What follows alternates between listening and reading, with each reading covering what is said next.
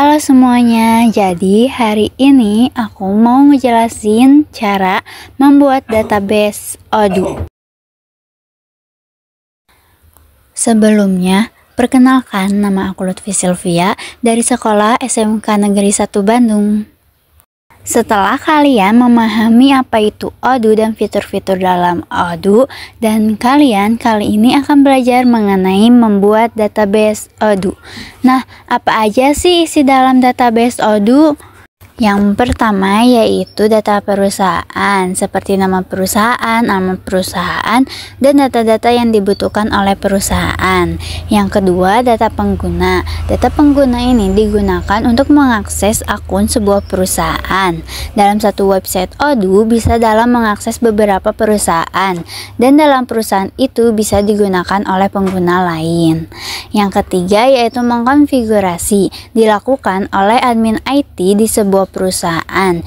Jadi di video ini kalian bisa tahu bagaimana mengkonfigurasi di Odoo. Nah, ini tampilan Odoo pada menu setting. Fungsinya untuk menambahkan user dan companies yang nantinya akan dipergunakan. Nah, lanjut. Fungsi yang pertama yaitu manager user. Untuk menambahkan user atau pengguna yang dapat mengakses perusahaan apa saja yang bisa diakses, dengan cara menambahkannya tinggal klik new, kemudian isi name, disesuaikan dengan bisa pakai nama orang ataupun nama divisi. Lalu emailnya disesuaikan, kemudian user tipe, sales, dan inventory. Ini fungsi-fungsi yang ada di Odoo bisa disesuaikan apakah sebagai administrator atau sebagai user, itu bisa disesuaikan, tapi biasanya kalau untuk pengguna satu perusahaan biasanya khusus di menu accounting dijadikan division, dan semuanya itu dijadikan administrator, lalu disesuaikan dari masing-masing perusahaan. Nah, setelah membuat data user, kemudian saatnya membuat data companies. Seperti yang tadi di awal, bahwasanya satu website Odoo ini bisa terdapat beberapa perusahaan. Cara menambahkannya sama dengan user tadi, tinggal klik new, kemudian companies name. Ini diisi sesuai nama perusahaan masing-masing. Nama perusahaannya, kemudian alamat perusahaannya, nomor telepon, website, sosial media, dan lain-lain. Tapi yang perlu diperhatikan adalah pada saat klik menu user pada multi companies ini, allow companies bisa diisi perusahaan yang diizinkan untuk mengakses pada email address ini. Misalnya, ini salah satu user hanya bisa mengakses satu perusahaan. Setelah itu, untuk mengatur kata sandinya tinggal klik icon action, kemudian klik change password, dan baru masukkan passwordnya.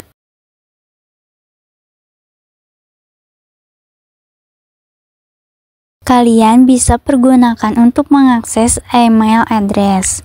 Bisa kalian buktikan apakah bisa mengakses sesuai companies name yang tadi atau enggak.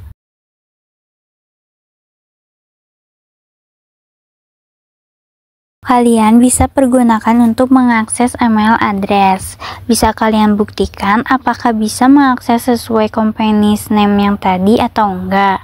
Kemudian klik login. Bisa terlihat hanya bisa mengakses satu perusahaan saja. Cara mengonfigurasinya itu seperti apa? Nah, caranya ini terkhusus untuk fitur yang ada di Odoo Accounting.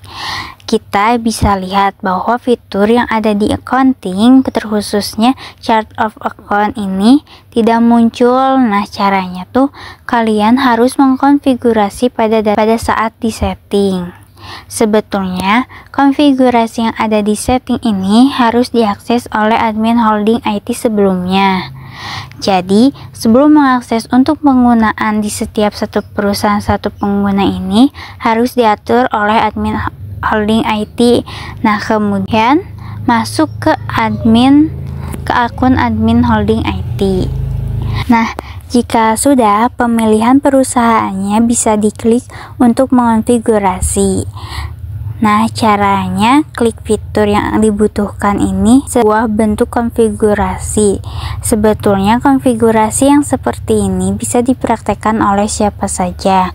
Tetapi dalam hal ini yang bisa mengakses untuk durasi adalah admin holding IT tersebut.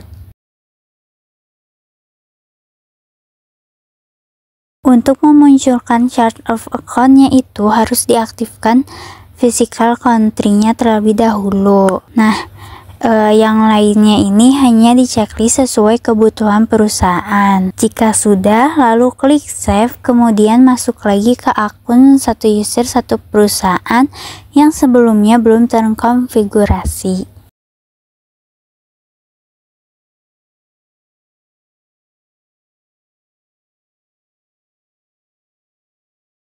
Terlihat di configuration di fitur accounting pada saat chart of accounting.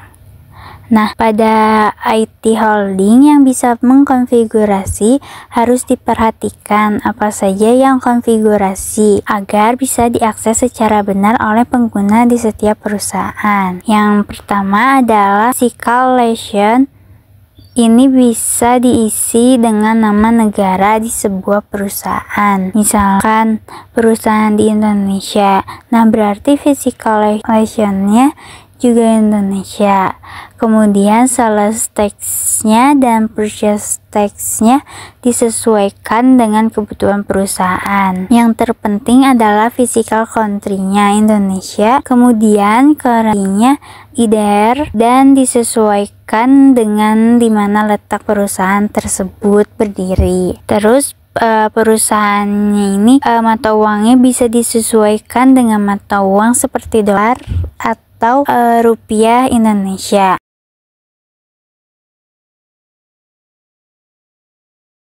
Lalu di checklist seperti Strono Accounting, kemudian Anglo-Saxon Accounting-nya ini bisa di checklist.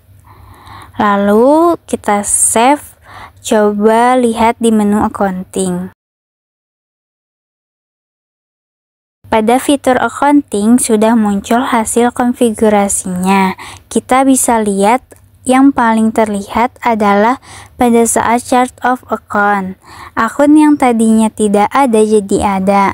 Hal ini karena physical localization-nya itu disesuaikan dengan negara di setiap perusahaan masing-masing. Itu dia cara membuat database Odoo dari saya. Wassalamualaikum warahmatullahi wabarakatuh. Sampai jumpa di video selanjutnya.